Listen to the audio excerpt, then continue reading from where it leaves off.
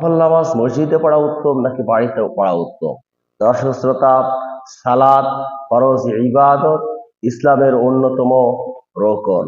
এই সালাত জামাতের সহিত আদায় করা সুন্নতে মুআক্কাদা বা ওয়াজিবও বলা হয়েছে। দর্শক শ্রোতা, যারা ওযু ছাড়া যে সমস্ত পুরুষেরা সালাত আদায় করতে মসজিদে আসে না, তাদের ব্যাপারে রাসূল পাক সাল্লাল্লাহু আলাইহি সাল্লাম কঠোর হুঁশিয়ারি সংকেত প্রদান করে বলেছেন, যারা মসজিদে আসে না, আমার ইচ্ছা হয় যে আগুন দিয়ে তাদের বাড়িঘর পুড়িয়ে দেই। এই সালাত মসজিদে আদায় করা বা জামাতে আদায় করলে একাকী সালাত আদায়ের তুলনায় 27 গুণ সওয়াব হাদিসে বর্ণিত হয়েছে।